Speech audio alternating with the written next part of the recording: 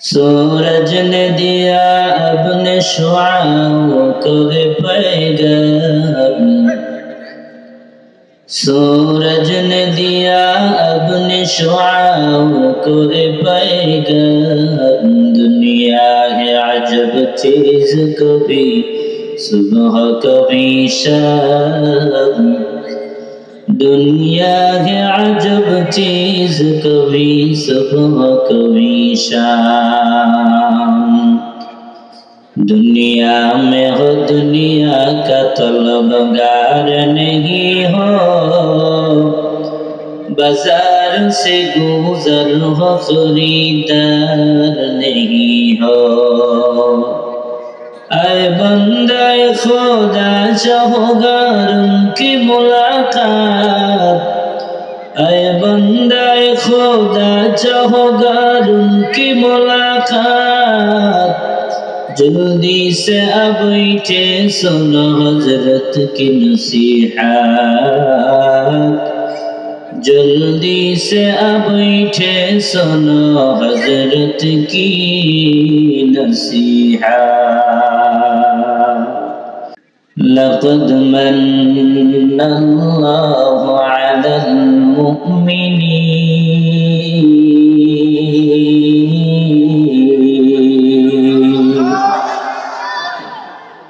আল্লাহ তাআলা বলেন, মুমিনেরা নবীজি তোমাদের জন্য আলাদা, নবীজি তোমাদের জন্য স্পেশাল।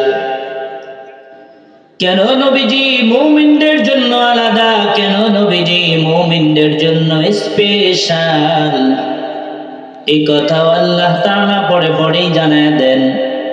ইয বা'আসা ফীহিম রাসূলাম মিন আনফুসিহিম। বলুন আল্লাহু আকবার। রব্বুল আলামিন বলেন, আমি তোমাদের মধ্য হতে তোমাদের কাছে রাসূল প্রেরণ করেছি, এটা তোমাদের জন্য বিশেষ দয়া। আমাদের মধ্য হতে আল্লাহ তাআলা আমাদের কাছে রাসূল প্রেরণ করেছেন। কেন? মানুষ তো মানুষের কাছে মনের কথা খুলে বলে, অন্যের কাছে মনের কথা খুলে বলতে পারে বাবা? একটু জোরে বলে। উলিপুর অঞ্চলের মানুষ, এখান থেকে আরেকটি বিষয় শিখে যান। নেতা যদি বানাতে হয় তারে বানান যার কাছে মনের কথা খুলে বলতে পারে।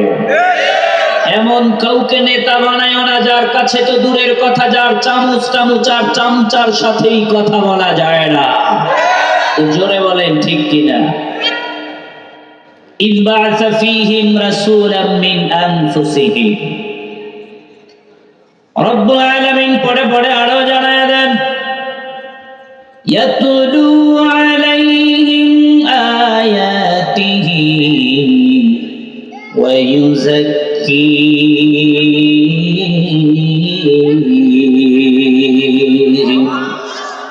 আল্লাহ বলেন, নবী আমার, আপনি আল্লাহর কোরআনের আয়াতগুলো তাদেরকে তেলাওয়াত করে করে শোনান। কেন আপনি আল্লাহর কোরআনের আয়াত তাদেরকে তেলাওয়াত করে শোনাবেন? কেন আপনি হাদিসের বাণী তাদেরকে শোনাবেন? আল্লাহ বলেন, ওয়া ইউযাক্কিহিম। কোরআন শুনে শুনে তারা পবিত্র হবে, আল্লাহ তাদের পবিত্র করবে। কারণে কোরআন শুনলে মানুষ পবিত্র হয়, কোরআন শুনলে বেপর্দা নারীগুলো পর্দাওয়ালি হয়, কোরআন শুনলে জাহান্নামী মানুষগুলো জান্নাতি হয়, কোরআন শুনলে পথভোলা মানুষগুলো পথের দিশা পায়। কথা কার? এজন্য আজ আমরা যারা এখানে এসেছি কোরআনের বয়ান শ্রবণ করছি, পবিত্র হয়ে তারপরে বাড়ি যাব ইনশাআল্লাহ। কোরআন শুনলে মানুষ পবিত্র হয়। এ কারণেই তো যুগে যুগে যারা কোরআনের দুশমন, যারা ইসলামের দুশমন, এরা কোরআন ভালোবাসতো না। কারণ তারা জানে তারা তো ছিল না পাক। বাংলার মানুষ যদি কোরআন শুনে হয়ে যায় মহাপাক, এদের রাজত্ব যাবেনি পাক। এজন্য তারা বলেছিল পারমিশন ছাড়া কোরআনের মাহফিল হবে না। এখন কি পারমিশন লাগে? হ্যাঁ, আরো জোরে বলেন লাগে। এখনো যারা না বলবে না, কিয়ামতের ময়দানে জালেমের কাতারে দাঁড়াতে হবে। ঠিক কিনা বলেন? জোরে বলুন, এখন কি আর পারমিশন লাগে? স্পষ্ট ভাষায় জানায়া দিতে চাই, আমি স্বপ্ন দেখি না এদেশের মন্ত্রী হব, আমি স্বপ্ন দেখি না রাষ্ট্র আমাকেই পরিচালনা করতে হবে। তবে আমি স্বপ্ন দেখি আগামীতে আমার বাংলাদেশের পার্লামেন্ট কোরআন দিয়ে চলবে, আর আমি সেই দেশের নাগরিক হব। কথা বলে ঠিক কিনা? আগামীতে তোমরা রাষ্ট্রকে পরিচালনা করবা ধারাই। আমি বলছি না জামাতকেই করতে হবে, বলছি না ইসলামী আন্দোলন চরমরাইকেই করতে হবে, আমি বলছি না বিএনপিকেই দিতে হবে। যে বা যাই করো, তবে নতুন করে বাংলাদেশের পার্লামেন্টে বসে আবার যদি কেউ কোরআনের মাহফিলের পারমিশনের বিরুদ্ধে এমন করে হাতে কলম ধরতে চায়, বাংলার তৌহিদের জনতা ওর কোরআন বিরোধী হাতটাকে টেনে ছিঁড়ে কুকুরকে রাস্তা করাবে। কথা ঠিক কিনা? কারণ কোরআন কার? আসতে বলেন, আসতে বলেন, জোরে বলুন। কোরআন কার? এই জমিন কার? এই জমিনে কথা চলছে, আগামীতেও চলবে। কার? বাধা দেবার ক্ষমতা কারো? ক্ষমতা কারো? কোরআন শুনলে মানুষ পবিত্র হয়। রব্বুল আলামিন পরে পরে আরো জানায় দেন, ওয়ায়ুআল্লিমুহুমুল কিতাবা ওয়াল হিকমা। নবী আমার, আপনি তাদেরকে কোরআনের শিক্ষা দেন, আপনি তাদেরকে হিকমত শিক্ষা দেন, হাদিস শিক্ষা দেন। কেন আপনি তাদেরকে কোরআন শিখাবেন? কেন আপনি তাদেরকে হাদিস শিখাবেন? এ কথা রব্বুল আলামিন পরে পরেই জানায় দেন। وَإِن كَانُوا مِن قَبْلُ لَفِي ضَلَالٍ مُبِينٍ। আল্লাহ তাআলা বলেন, তারা তো ছিল গোমরাহ, তারা তো ছিল পথভ্রষ্ট, যাদের কাছে কোরআনের জ্ঞান ছিল না, হাদিসের জ্ঞান ছিল না। কেমন গোমরাহ ছিল এই জামানার মানুষগুলো, যাদের কাছে কোরআনের বুঝ ছিল না। এমন গোমরাহ ছিল এই জামানার মানুষগুলো, আপন পিতা হইয়া পরিজার টুকরা কন্যা সন্তানগুলোরে তারা জীবিত জমিনের ভিতরে দাফন করেছিল। ঠিক কিনা? সন্তান নিয়ে বাবা মরুপ্রান্তরে যায়, দিনভর গর্ত খনন করে। সন্তানগুলো ডেকে ডেকে বলে, কেন বাবা গর্ত খনন করো বলো? তুমি কি নতুন কোন গাছের চারা এখানে রোপণ করবা কেডা? বাবা কথা বলে না, সন্তানও তো বোঝে না বাবা তার জন্যই গর্ত খনন করছে। এ কারণে কলিজার টুকরা সন্তান বাবার কষ্ট দেখে নিজের চেহারার কাপড়, নিজের পরনের কাপড় দিয়ে বাবার চেহারার ঘামগুলো মুছে মুছে দেয়। কারণ কন্যা সন্তান যাদের আছে তারা জানে কন্যা সন্তানগুলো বাবা ভক্ত বেশি হয়। ঠিক কিনা? ও আমার বাবারা, আবার ওই গর্ত খনন করা যখন শেষ হয়ে যায়, জালেম পিতাগুলা কলিজার টুকরা কন্যা সন্তানের মায়া ছেড়ে টেনে হেঁচড়ে গর্তে ফেলায়া দেয়, কান্না করে। আর সন্তানগুলা বলে, বাবা কি অপরাধ আমার, তুমি আমারে বলো। ও বাবা, তুমি যদি চাও কোনোদিন তোমার কাছে আর পোশাকের দাবি নিয়ে যাব না, খাবারের দাবি নিয়ে যাব না।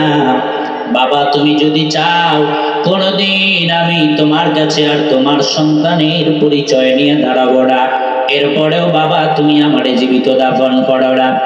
ও বাবা, এলাকার অন্য মানুষ যদি আমারে হত্যা করত, দুঃখ না, কিন্তু তুমি বাবা হইয়া যখন জীবিত দাফন করো, এই কষ্ট সহ্য করার মতো ক্ষমতা তোমার কন্যার নাই।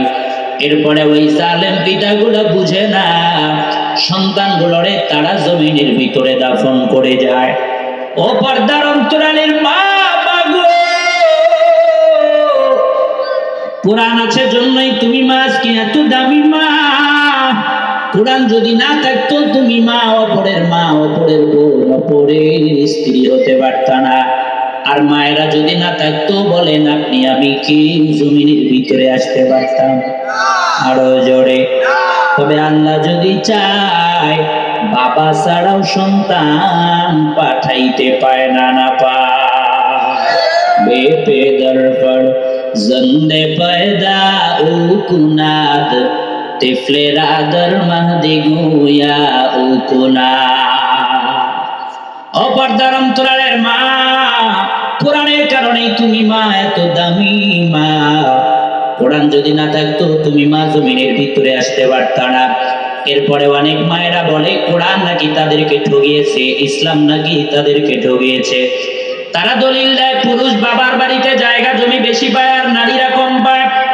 অথচ তারা চিন্তা করে না, একজন নারী বাবার বাড়িতেও জায়গা জমি পায়, শ্বশুর বাড়ি যাওয়ার পরেও স্বামীর সম্পদ যদি থাকে বলেন ভাগ পায় না, না পায়? আরো জোরে। কিন্তু একজন পুরুষ যত গরিবই হোক, শ্বশুর বাড়িতে যতই জায়গা জমি হোক, বলেন তো পুরুষ কখনো শ্বশুরের জমির ভাগ পায়?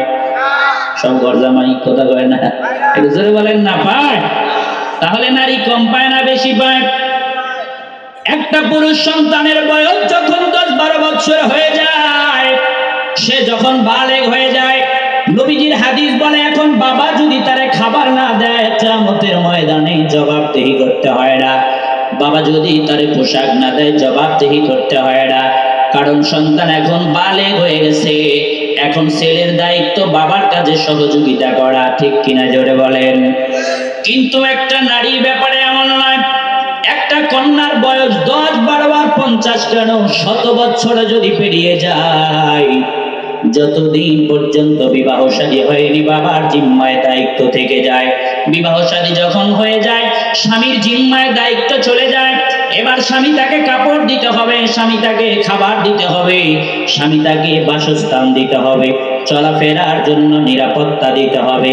স্বামী যখন মারা যায়, আবার বাবার উপরে দায়িত্ব ফেরত চলে যায়। বাবাও যদি মারা যায়, আপন বড় ভাই থাকলে বড় ভাইয়ের উপরে দায়িত্ব চলে যায়। কিন্তু বাবা বলেন তো, একজন পুরুষের ব্যাপারে এমন ঘোষণা কি পাওয়া যায়? তাহলে নারী জাতিকে ইসলাম ঠগিয়েছে না জিতিয়েছে? একটু জোরে বলেন। পৃথিবীতে ইসলাম যতটা সম্মান একজন নারী জাতিকে দিয়েছে, আর কোন ধর্ম এত সম্মান নারী জাতিকে দেয়নি। এরপরেও মায়েরা বলে ইসলাম নাকি তাদেরকে ঠগিয়েছে। রব্বুল আলামিন নারী জাতিকে কেন এত সম্মান দান করেছেন? কোরআনুল কারীমের ভিতরে রব্বুল আলামিন জানায় দেন, وَقَرْنَ فِي بُيُوتِكُنَّ وَلَا تَبَرَّجْنَ تَبَرُّجَ الْجَاهِلِيَّةِ الْأُولَى। রব্বুল আলামিন বলেন নারী থাকবে ঘরের ভিতরে, স্বামী থাকবে বাহিরে। স্বামী কাজ করবে, স্বামী চাকরি করবে। আর যখন ক্লান্ত শরীর নিয়ে বাড়ির ভিতরে ফিরে যাবে, স্ত্রী স্বামী সুন্দর করে ঘাম মুছে দিবে, শীতের দিনে সরিষার তেল পায়ের ভিতরে লাগায় দিবে, ঠিক কিনা জোরে বলেন? কারণ স্বামী সারাদিন যত পরিশ্রম করে স্ত্রীকে সুখে রাখার জন্যই করে। কারণ নারীরা থাকবে ঘরের ভিতরে, নারী থাকবে পর্দার ভিতরে। যেই নারী ঘর থেকে বের হয়ে পর্দা লঙ্ঘন করে, যেই নারীরা ঘরের বাহিরে স্লোগান দেয়, ওই নারীরা কেমন হয়ে যায়? আমরা যদি এখন এই কথাগুলো বলি, তারা বলে মৌলবীরা আমাদেরকে আবার জাহিলিয়াতের যুগে নিয়ে যেতে চায়, স্মার্ট বাংলায়। অথচ আল্লাহ বলে না না, ঘরের ভিতর থেকে বের হলে জাহিলিয়াতের যুগের সাথে মিলে যায়। আর এই জামানার নারীরা বলে মৌলবীরা আমাদেরকে ভিতরে ঢুকাইয়া জাহিলিয়াতের যুগে নিয়ে যেতে চায়। তার মানে সরাসরি আল্লাহর কথার সাথে টক্কর লেগে যায়। সরাসরি আল্লাহর কথার সাথে যেই নারীর টক্কর লেগে যায়, উনি যদি হাজির স্ত্রীও হয় কোনো লাভ না, ঠিক কিনা জোরে বলেন? কারণ নারী থাকবে ঘরের ভিতরে। আপনাদের উলিপুরে অঞ্চলে সাগর কলাও আছে, মালভোগ কলাও বলেন, আছে না? জোরে বলেন। মালভোগ কলা দামি নাকি সাগর কলা? বাজারে যাবার পরে আপনি পেলেন মালভোগ কলা কিন্তু ছাল ছাড়া, পাশে আছে সাগর কলা ছালওয়ালা। আপনি যদি রুচি সম্মত মানুষ ছালওয়ালা সাগর কলা নিবেন নাকি ছেলা মালভোগ কলা? একটু জোরে বলেন না। আরে কার রুচি কেমন এখানেই তো বোঝা যাবে। একটু জোরে বলেন, আপনি নিবেন কোন কলা? সাগর কলা কম দামি, তারপরেও ছাল আছে, ঠিক কিনা জোরে বলেন? মালভোগ কলা দামি কিন্তু ছাল নাই। ও পর্দার অন্তরালের মা, রব্বুল আলামিন তোমাদেরকে দামি বানিয়েছেন মালভোগ কলার মতো, আমরা পুরুষেরা সাগর কলার মতো, ঠিক কিনা জোরে বলেন? কিন্তু তোমরা এখন পর্দা ছাড়ার কারণে ছেলা মালভোগ কলার মতো হয়ে গেছো। মাঝখানে আমরা সাগর কলা, এই পুরুষরাই তোমাদের চেয়ে দামি হয়ে যাচ্ছে, ঠিক কিনা? এমন নারী আছে না নাই? একটু জোরে বলেন। আমি বলি আমাদের রংপুরে ছাগল আছে, উলিপুরে আছে না নাই? ছাগলের লেজ 4 হাত না 5 হাত? 4 আঙ্গুল, ঠিক কি না? কুকুর আছে না নাই? কুকুরের লেজ কয় হাত? কুকুর যত বড় হয় আন্দাজ অনুযায়ী লেজটাও তত বড় হয়। 4 আঙ্গুল ছাগলের লেজ। এরপরেও ছাগল যখন রাস্তা দিয়ে যায় 4 আঙ্গুল লেজ দিয়া লজ্জায় স্থান ঢেকে ঢুকে যায়। 1 হাত কুত্তার লেজ।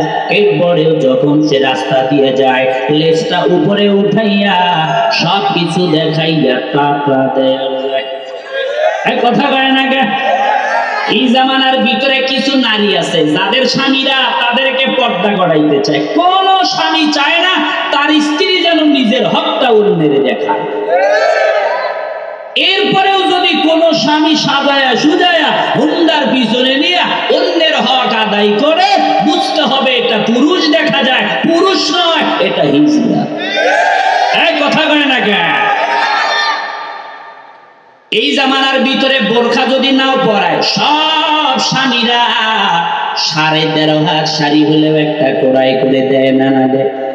এই 13.5 হাত শাড়ি পাওয়ার পরেও পেট পিটার লজ্জায় স্থান যারা ঢাকে না, এরা যে কিসের লেজের মতো হইতে চায় আজ যেন পর্দার আড়াল থেকে চিন্তা করে পারি যা। নারী আছে না নাই? তবে উলিপুরে একটাও নাই। মহিলা প্যান্ডেল আসেনি কিন্তু খবর খারাপ আছে। এই এলাকায় এমন নারী একটাও নেই। আল্লাহ তুমি আমার অত্র অঞ্চলের মাদেরকে আবেদা সালেহা বানায় দাও। আরো জোরে বলেন আমিন। আরো জোরে বলেন আমিন। খাদিজাতুল কুবরার মতো বানায় দাও, ফাতিমাতুজ জোহরার মতো বানায় দাও। বলেন আমিন। ও আমার মায়েরা, কোরআনের কারণেই তুমি মায়ের তো দামি। যেই জামানার জালেম পিতাগুলো কন্যা সন্তান হলে তাদেরকে অকল্যাণকর মনে করে জমিনের ভিতরে দাফন করেছিল, ঠিক ওই জামানা জালেম পিতাগুলার কাছে যখন কোরআনের দাওয়াত চলে গেল, পরবর্তীতে তারা কেমন দামি হয়ে গেল। রব্বুল আলামিন কোরআনুল কারীমের ভিতরে তাদের ব্যাপারে বলেন রাদিয়াল্লাহু আনহুম ওয়া রাদু আন। তাদের উপরে আল্লাহ খুশি, আল্লাহর বিধান পেয়ে কোরআন মানার জন্য তারাও হয়ে গেছে রাজি। সুবহানাল্লাহ। নবী আমার হাদিসের ভিতরে জানায়া দেয় খায়রুল কুরুনি করনি ثم الذين يلونهم ثم الذين يلونهم। পরবর্তীতে তারা জামানার যুগ শ্রেষ্ঠ মানুষে পরিণত হয়ে যায়। ও আমার বাবারা, ও পর্দার অন্তরালের মায়েরা, ও নওজোয়ান যুবকেরা, আমরাও যদি আজকে সৌতুল কোরআন মাদ্রাসা, এই মাদ্রাসার ভিতরে আমাদের সন্তানাদিদেরকে দিতে পারি, তাদেরকে যদি কোরআন শেখাতে পারি, আমরাও যদি সেখান থেকে কোরআনের সবক গ্রহণ করতে পারি, আমাদেরকেও যিনি দামি বানাবেন তিনি কে? এজন্য রব্বুল আলামিন বলেন লাকাদ মান্নাল্লাহু আলাল মুমিনিনা ইয বা'আসা ফীহিম রাসূলাম মিন আনফুসিহিম ইয়াতলু আলাইহিম আয়াতিহি ওয়া ইউযাক্কিহিম ওয়া ইউআল্লিমুহুমুল الكتاب والحكمة وإن كانوا من قبل لفي ضلال مبين।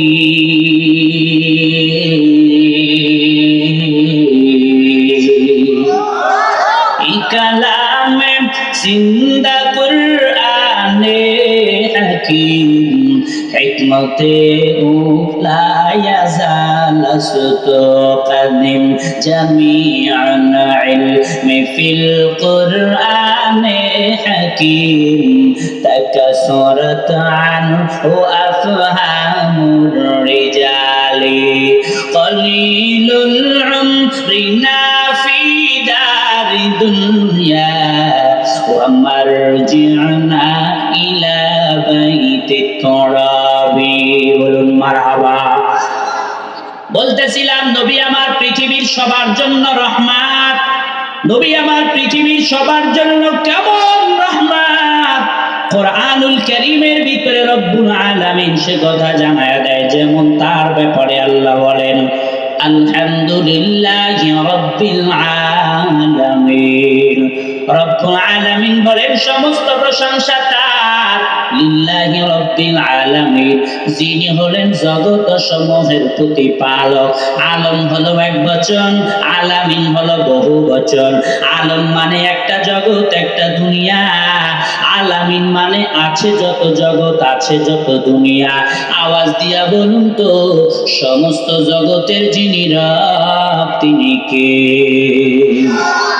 আল্লাহ যেমন রব্বুল আলামিন, আর আমার আপনার নবীর ব্যাপারে আল্লাহ তাআলা জানায়া দেয়, উম্মতেরা আল্লাহু আকবার বলার জন্য রেডি হয়ে থাকো।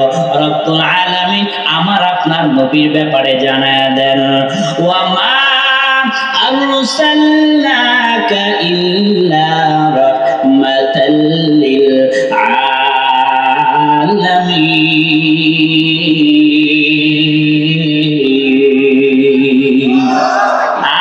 ইমামুল আউয়ালিন আল আখিরিন, ইমামুল আউয়ালিন আল আখিরিন, বাহরে সাদকা রহমাতাল লিল আলামিন। শুদ ওজুদাস রহমাতাল লিল আলামিন। মসজিদে ও শুদ হামারো এ জমিন। বলুন মারহাবা। আল্লাহ যেমন রব্বুল আলামিন, আর আমার আপনার নবী হলেন রাহমাতুল লিল আলামিন। আল্লাহ যেমন জগৎ সমূহের জন্য রব, আমার আপনার নবী হলেন জগৎ সমূহের জন্য রহমত। নবী আমার এই জগতেও রহমত, নবী আমার পর জগতেও রহমত। নবী আমার নামাজীদের জন্য রহমত, নবী আমার বেনামাজির জন্য রহমত। নবী আমার মুসলমানের জন্য যেমন রহমত, আমার আপনার নবী বেঈমানদের জন্য তেমনই রহমত। কেমন রহমত! এ কারণেই তো নামাজিরা নামাজ পড়ে খায়, বেনামাজিরা নামাজ না পড়েও খায়। মুসলমানেরা আল্লাহকে মেনেও খায়, বেঈমানেরা আল্লাহর বিরোধিতা করার পরেও সূর্যের আলো বলেন পায় না না পায়। বলতে পারেন হুজুর নবীর জামানায় না হয় নবীর কারণে পায়, এখন নবী নাই, এখন তাহলে কেন পায়? রব্বুল আলামিন কোরআনুল কারীমের ভিতরে জানায়া দেন, ইন্নামা ইয়াখশাল্লাহা মিন ইবাদিহিল উলামা।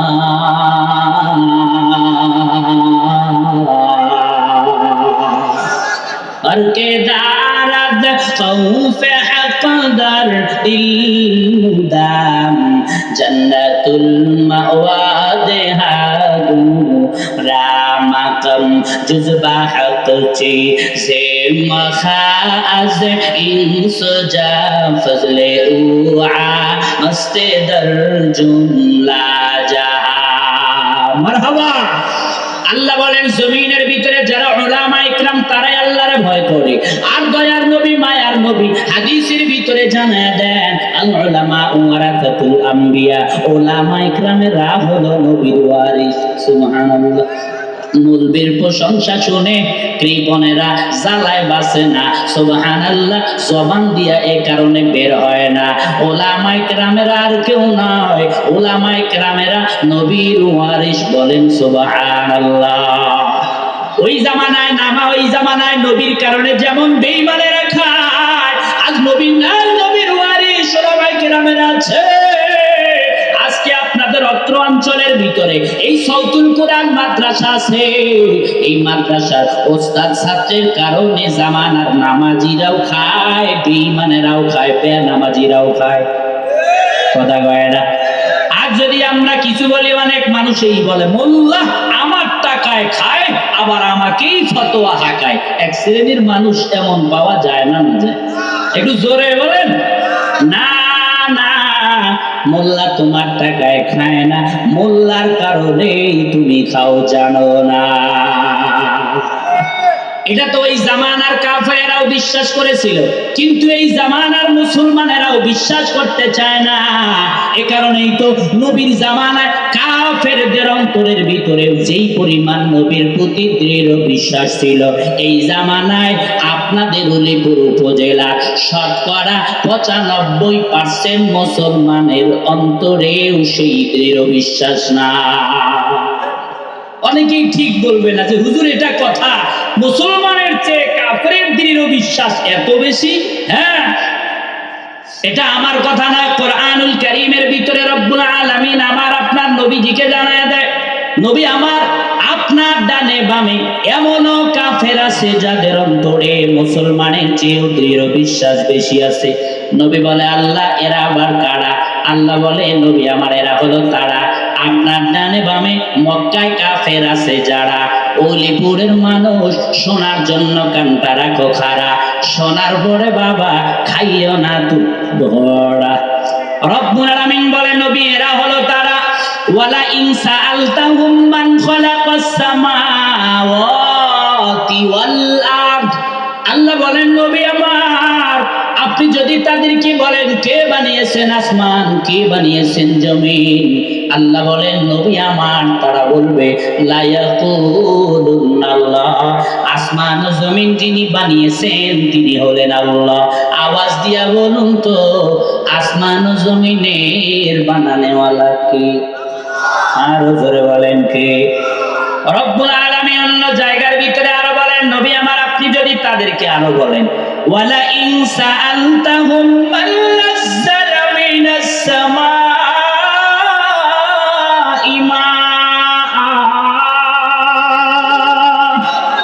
আল্লাহ বলেন নবী আমার আপনি যদি তাদেরকে বলেন কে আসমান থেকে পানি দেয়, আবার ওই আসমানি পানি দিবার পরে কে কাঠের মতো শক্ত ওই মৃত জমিন গুলারে উর্বর ভূমিতে পরিণত করে, করার পরে ধানের সময় ধান, গমের সময় গম, আমের সময় আম, জামের সময় জাম, আওয়াজ দিয়া বলেন তো যিনি দেন তিনি কে?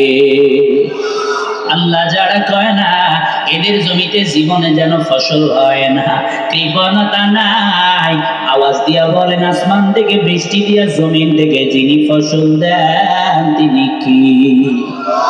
রব্বুল আলামিন বলেন নবী আমার অবশ্যই অবশ্যই তারা বলবে লা ইয়াকুলুনাল্লাহ, অবশ্যই অবশ্যই যিনি দেন তিনি আল্লাহ। অন্য জায়গার ভিতরে রব্বুল আলামিন আরো বলেন নবী আমার আপনি যদি তাদেরকে আরো বলেন ওয়ালা ইন সাআলতাহুম মান খালাকাহুম ওয়া আবু জেহেল ওয়া শাইবা, বলো বলো কে তোমাদেরকে বানিয়েছে? আল্লাহ বলেন নবী আমার তারা লাত উজ্জাদের কথা বলবে না, তারা তাদের দেব দেবতার কথা বলবে না, বরং তারা বলবে লা ইয়াকুলুনাল্লাহ, আমাদেরকেও যিনি বানিয়েছেন তিনি হলেন আল্লাহ।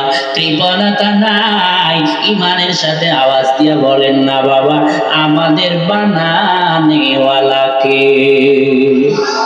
আরো জোরে বলেন কে?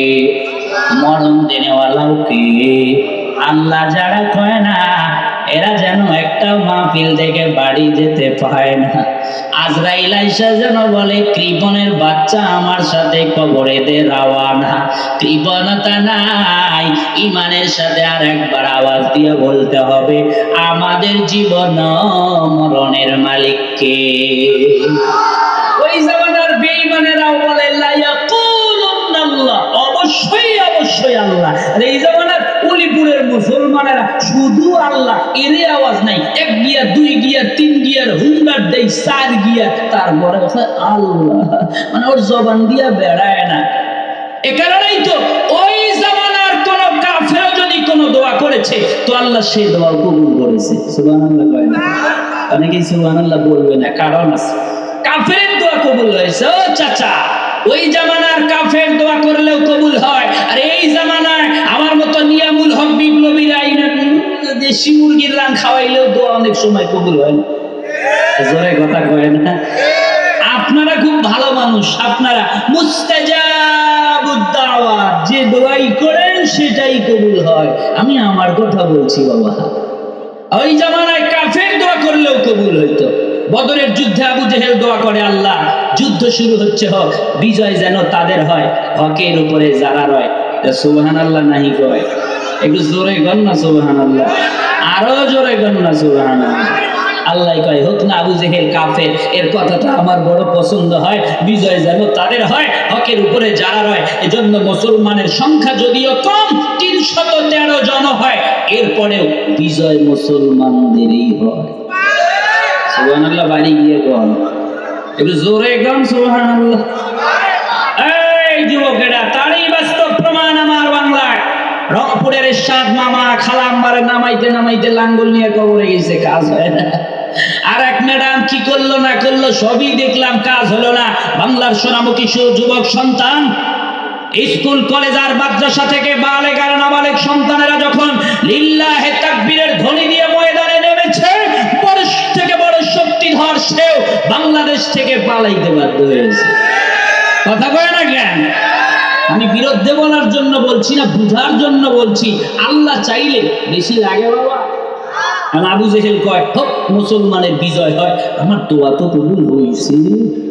কিছু মানুষ আছে না, ছোট হবে না, বাড়ি পোড়া যায় যাক, আমার ছাওয়া তো দমকল দেখছে, আছে না নাই? আবু জেহেল কয় আমার দোয়া তো কবুল হয়েছে। আবু জেহেল বলে তাহলে আরেকটা দোয়া করি, মানে সুযোগের সদ্ব্যবহার। বৃষ্টি যেদিকে ছাতা ধরে, এমন মানুষ আমাদের ওইদিকে আছে, এইদিকে আছে না নাই? তাহলে একটু জোরে বলেন না, বৃষ্টি যেদিকে ছাতা ধরে, আরো জোরে, ছাতা ধরে। মানে এতদিন পর্যন্ত মৌলবীদেরকে দেখলেই যারা কয় মৌলবাদ মৌলবাদ জঙ্গিবাদ জঙ্গিবাদ, 36 জুলাইয়ের পরে নতুন বাংলাদেশ পাওয়ার পরে তারা এখন তাকায় ওরে আল্লাহ, যেদিকেই তাকায় সেদিকেই কেন জানি মোল্লা কালামানিক বিচারপতি হইয়াও কলার পাতায় শুইয়া ভোকরা ভোকরা দাড়ি রাইখা হাতে তসবিহ নিয়া কয় ইল্লাল্লাহ ইল্লাল্লাহ ইল্লাল্লাহ। এই কথা কয় না রে। তার মানে বৃষ্টি যেদিকে ছাতা ধরে। আবু জেহেল কয় আমার দোয়া তো কবুল হয়েছে, তো আর একটা দোয়া করি। আবু জেহেল নবীর সামনে গিয়া বলে ইয়া মুহাম্মদ, সত্যি যদি তোমার উপরে কোরআন নাজিল হয়, তাহলে তুমি তোমার রবকে বলো যেন আসমান থেকে বৃষ্টির মতো পাথর বর্ষণ হয়। নাউজুবিল্লাহ নাহি কয়? জোরে কয়। আল্লাহ কয় না নবী আমার, কত বড় গবেট মার্কা মানুষ হলে আবু জেহেল এই কথা কয় আসমান থেকে যেন বৃষ্টির মতো পাথর বর্ষণ হয়। আর পাথর বর্ষণ হলে আগে তো নিজেই মারা যাবে, আর নিজের মৃত্যু যে নিজেই কামনা করে সে কি জ্ঞানী হইতে পারে? জোরে বলো। আল্লাহ বলে নবী আমার, এই প্রশ্নের জবাব আপনি নবী দিবেন না, বরং এই প্রশ্নের জবাব দেওয়ার জন্য আমি আল্লাহ রেডি হয়ে আছি।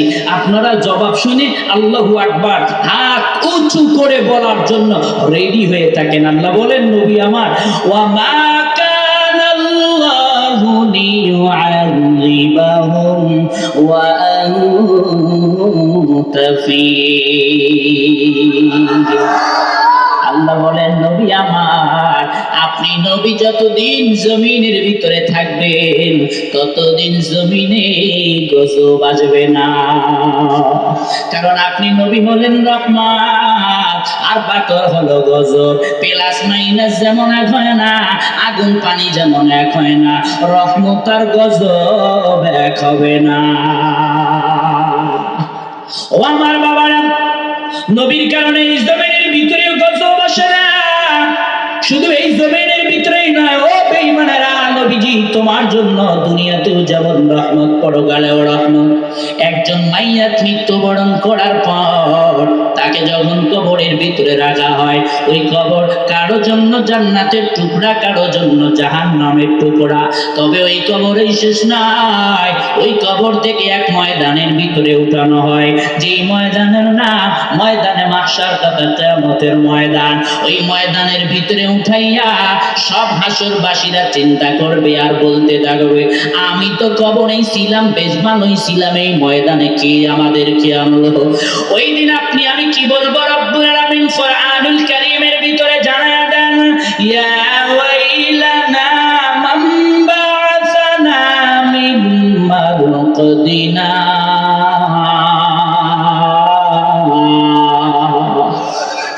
ওই দিন আপনি আমি বলবো আয় দুর্ভোগ, কে আমাদেরকে জাগ্রত করলো? আমরা তো ঘুমান্ত ছিলাম, বেশ ভালোই ছিলাম, এই ময়দানের ভিতরে কে আমাদেরকে আনলো? একটু পরে জবাব আসবে, শোনো শোনো, এটা নতুন কোন কথা নয়, এটা নতুন কোন ময়দানও নয়। হাদা মা ওয়াদার রহমান ওয়া সাদাকাল মুরসালুন।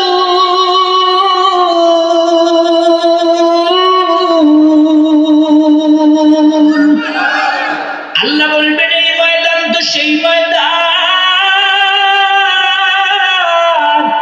হাযা মা ওয়াদার রহমান, যেই ময়দানের ওয়াদা আল্লাহ তাআলা দিয়েছে। তোমরা নামাজের ভিতরে পড়েছো মালিক ইয়াউমিদ্দিন ওয়া সাদাকাল মুরসালুন, যেই ময়দানের সত্যায়িত নবী রাসূলরা করেছে, মসজিদের ইমাম বলেছে, মুয়াজ্জিন বলেছে, বক্তা সাহেবরা বলেছে। অতএব এটা নতুন কোন কথা নয়, নতুন কোন ময়দান নয়। এবার রব্বুল আলামিন বলতে থাকবে লিমানিল মুলকুল ইয়াউম। ও হাসরবাসী বলো, আজকের দিনের রাজত্ব কার? কোথায় দুনিয়ার বাদশাহ, কোথায় দুনিয়ার জমিদার, কোথায় দুনিয়ার বড় বড় পদের মানুষ? লিমানিল মুলকুল ইয়াউম। কেউ কথা বলবে না, একটু পরে জবাব চলে আসবে, শোনো, লিল্লাহিল ওয়াহিদিল কাহ্হার।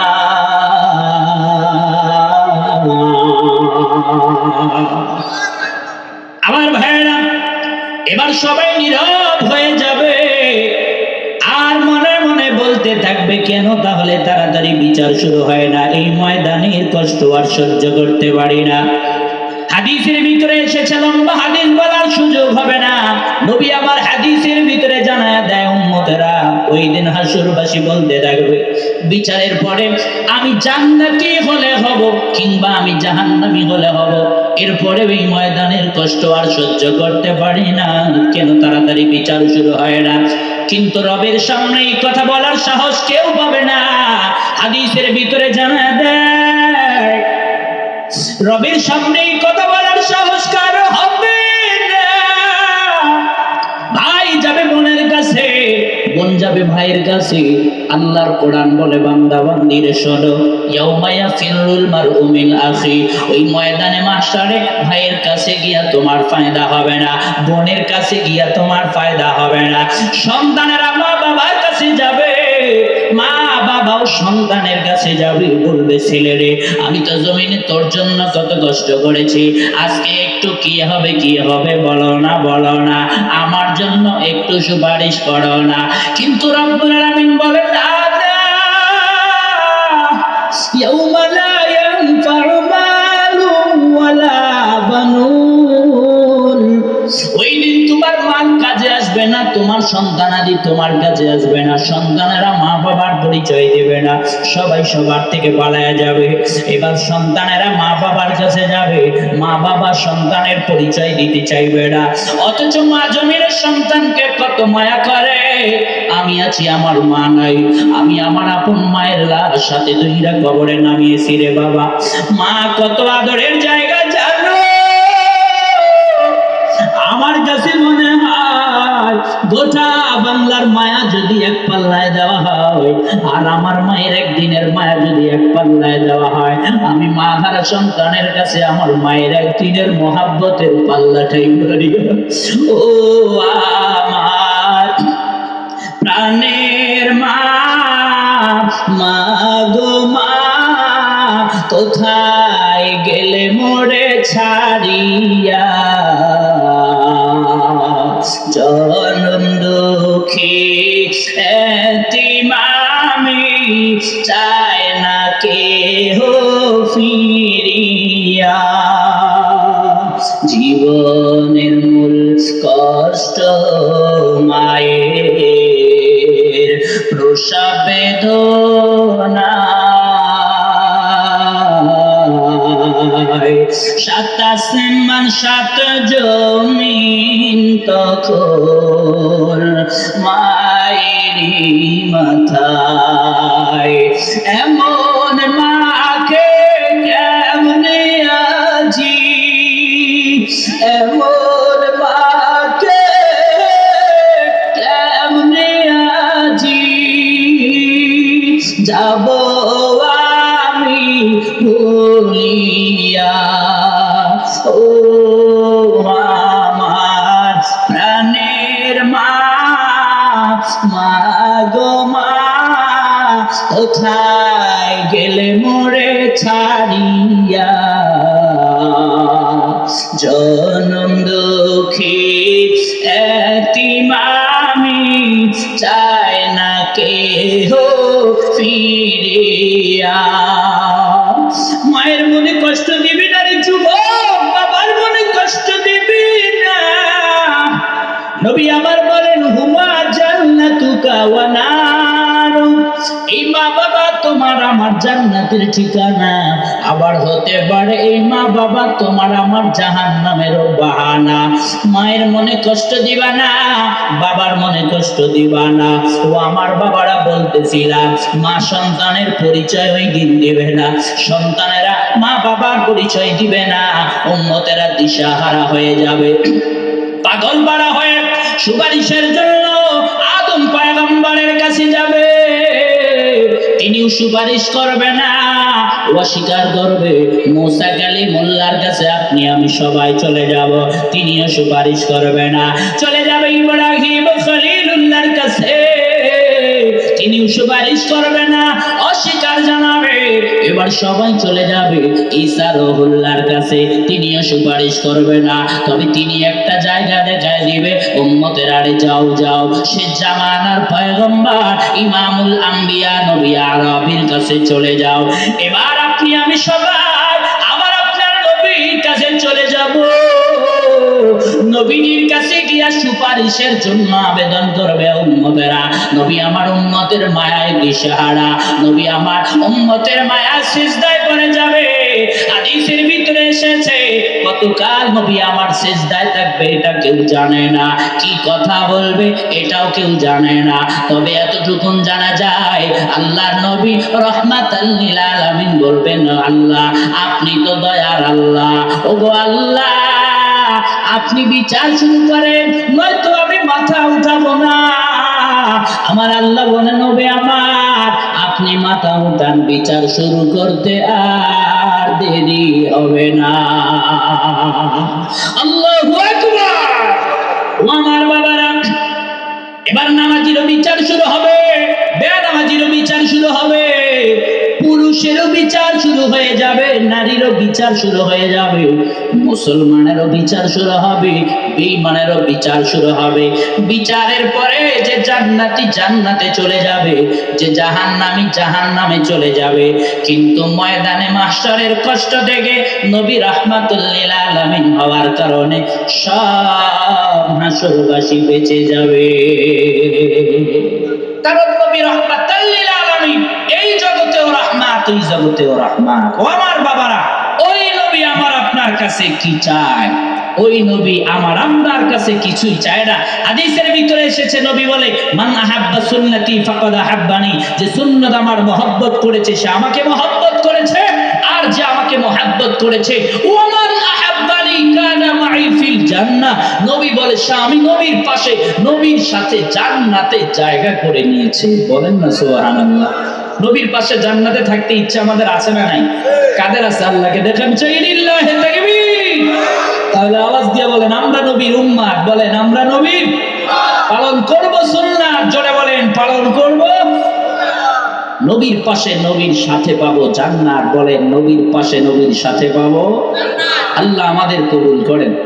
এই দেখেন আমিন বললে যদি আবার জান্নাতি হয়েই যায়, তাই না? বললে লস হয়ে যাবে। একটু জোরে বলেন আমিন।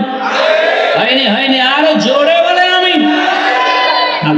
আল্লাহ আমাদের কবুল করেন। ও আমার বাবারা, দুনিয়ার সরকারের কোনো কিছু পাইতে হলে কি লাগে? ইউনিয়ন পরিষদ অথবা উপজেলা পরিষদ অথবা জেলা পরিষদ মনে রাখবেন, আল্লাহ তাআলার কাছ থেকে কেউ যদি কোনো কিছু পাইতে চায়, নবী আমার বলে আল মাসজিদু বাইতুল্লাহ, মসজিদ হলো আল্লাহর ঘর।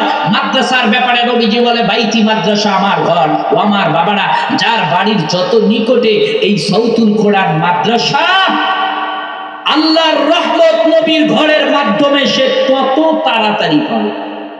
সুবহানাল্লাহ হয় না? একটু জোরে গান।